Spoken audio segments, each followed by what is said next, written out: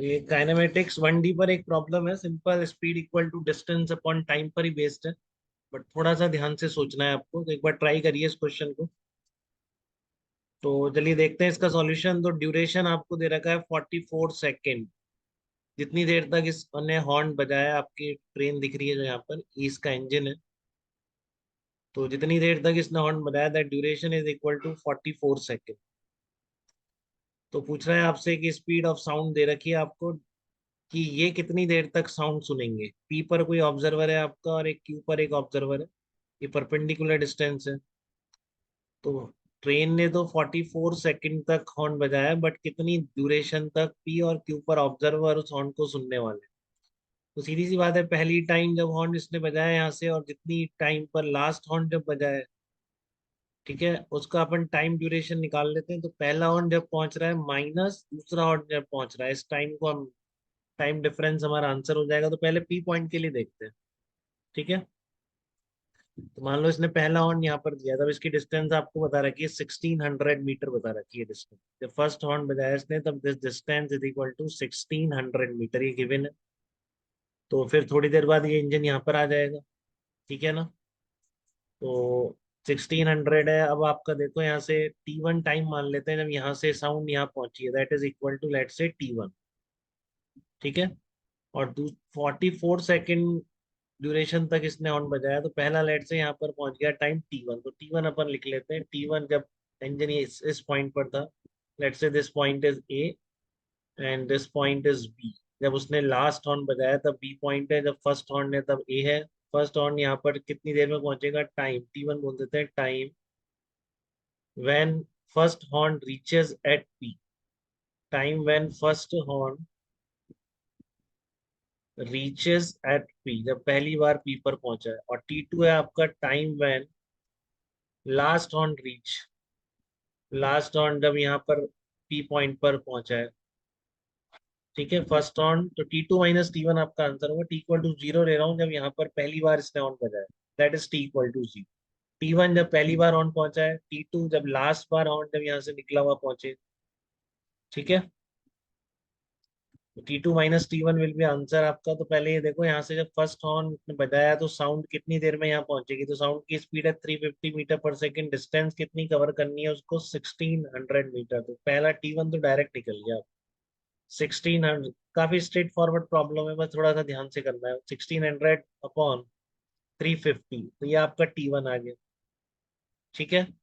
अब आपका जब यहाँ पर पहुंच गया है, 44 सेकेंड में डिस्टेंस कितनी ट्रेवल करेगा वो निकाल लेंगे। और 44 सेकेंड में 90 किलोमीटर पर आवर है। तो ये जो डी डिस्टेंस है 44 सेकेंड में कवर करी हुई, आप कैसे निकाल सकते हैं, 90 इंटू 5/18 इंटू टाइम कितना लगा रहा है, 44 सेकेंड। तो ये आपका जो आंसर है, ये अराउंड आ जाएगा 1100 मीटर आ जाएगा। तो जब सेकेंड हॉर्न बजाया, तो साउंड को आप पूरी 1600 मीटर थोड़ी कवर करनी है दूसरी बार। कितनी कवर करनी है, 1600 माइनस 1100। ठीक है, तो ये कितनी डिस्टेंस हो गई, 1600 माइनस 1100। तो 500 ट्रेवल करना है उसको। ठीक है, तो 500 में कितना टाइम लगेगा, लेट से इसको मैं T2 डैश बोल रहा हूँ, क्योंकि T2 तो है T इक्वल टू जीरो से किस टाइम पर पहुंचेगा। T2 डैश है कि यहाँ से यहाँ तक कितना टाइम लगेगा इसको। तो वो आप निकाल सकते हैं, 500 अपॉन कितना हो गया है, 90 into 5/18। Sorry, 500 upon 350। 350 is the speed of the sound. ये आपका 500 अपॉन 350 आ जाएगा। ठीक है, तो पहली बार साउंड कब पहुंची है, इस टाइम पर पहुंची है। दूसरी बार कब पहुंचेगी, इतना तो इसको टाइम लगेगा।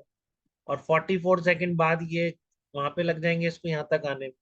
तो जो T2 टाइम आप कह रहे थे ना, कि जब पहुंचेगी 44 प्लस कितना हो जाएगा, 500 अपॉन 350 हो जाएगा, ये T2 टाइम। यहाँ तक पॉइंट क्लियर है क्या आपको एकदम। देखो पहला यहाँ पर हॉर्न बजा इससे, तो वो कितनी देर में पहुंचेगा, 1600 अपॉन 350। ये पहली बार साउंड सुन रहा है पी।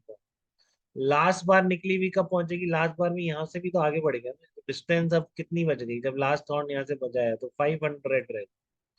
तो वो कितना होगा, 500 अपॉन 350, यहाँ से यहाँ तक लगा है। तो फिर वो दूसरी बार जो साउंड सुनने का टाइम है, T इक्वल टू जीरो, हम कब बोल रहे हैं, जब पहली बार साउंड बजा। तो दूसरी बार जो साउंड सुनने का टाइम है, केवल ये नहीं होगा आंसर, इसमें आपको 44 ऐड करना पड़ेगा। ठीक है ना। ये ध्यान रखना, ये मिस हो जाता है यहाँ पर। ये तो कर देते हैं पहली बार पहुंची, लास्ट वाली पहुंची, बट डिफरेंस आंसर थोड़ी नहीं होगा। आपने टी इक्वल टू जीरो रखा है जब पहली बार यहाँ से हॉर्न शुरू हुआ था। T1 जब पहली बार पहुंचा, T2 में अब ये 44 ऐड करना पड़ेगा ना। तो आपका टोटल टाइम डिफरेंस जो पूछ रहा था वो टाउ पी जिसको बोल रहा है, calculation duration of Hawking tau P, tau बोल दो इसको, टाउ पी जो बोल रहा है। तो that tau P equal to होगा T2 minus T1। This will be equal to 40.8 second. ये 40.8 सेकेंड आपका आंसर हो जाए। 40.8 second will be your answer P point पर जो टाउ। अब देख लेते हैं क्यू पॉइंट का, देख लेते हैं। तो क्यू पॉइंट पे क्या डिफरेंस है, कोई ऐसे ही रहेगा, T2 माइनस T1 निकालना है। बट क्यू पॉइंट की जो डिस्टेंसेज है वो ए और बी पॉइंट से, फर्स्ट और लास्ट वन वाले जो पॉइंट है ए एंड बी, उनसे डिफरेंट होगी, अलग अलग होगी। ये वाली नहीं होगी 1600 और 500 जो पी पर ऑब्जर्वर की। तो ठीक है, वो डिस्टेंस निकाल के स्पीड से डिवाइड कर दो। अब आपको क्लियर हो गया होगा अपने आप भी, आप तुरंत कर सकते हैं। बट देख लीजिए एक बार कि जब यहाँ पर है ये, इसको और हटा देंगे एक बार, 1600 मीटर ठीक है, क्लियर है। तो जब पहली बार जब साउंड यहाँ से निकली है तो उसे कितनी डिस्टेंस ट्रेवल करनी क्यू तक आने के लिए। तो that distance is equal to this है, और ये आपकी ये डिस्टेंस है, ये कितना है आपका, ये कितना बता रखा है आपको। ये डिस्टेंस गिवन होनी चाहिए आपको, पी से क्यू की कितनी है, 1.2 किलोमीटर, मतलब 1200 मीटर है ना, ये 1200। देखो पहली जो डिस्टेंस ट्रेवल करनी है ना D1, ये आपकी 1600, ये 1200, आप ये निकालोगे पाइथागोरस से तो 2000 मीटर आ जाएगी। ठीक है ना। और जब बी पॉइंट पे लास्ट राउंड बचा तब भी ये डिस्टेंस निकाल लोगे, तो ये क्लियर है ना आपको, 500। ये आपका कितना हो गया था, 500 रह गई थी, है ना। तो ये 500 है। ये जो D2 है, तो D2 आपका कितना आ जाएगी, वो फिर पाइथागोरस 500 1200, तो ये 1300 मीटर आ जाएगी। जब ए से साउंड पहुंचेगी तो कितना टाइम लगेगा, निकाल दो, this distance divided by speed of sound. फिर यहाँ से निकाल दो, बट T2 के लिए 44 जरूर ऐड कर दो। बिल्कुल सेम प्रोसेस है। तो T1 आ गया आपका 2000/350, equation number one. T2 second time जब हॉर्न सुनेगा, क्यू पर जो ऑब्जर्वर है 44 प्लस 1300/350। तो जो आपका टाउ क्यू है that is T2 minus T1, तो आप सॉल्व करेंगे तो that will be is equal to 42 second. उस तरह से दोनों आंसर आ गए। क्वेश्चन सिंपल था, अपने आप से जरूर ट्राई करा करो पहले, फिर देखा करो आप सॉल्व।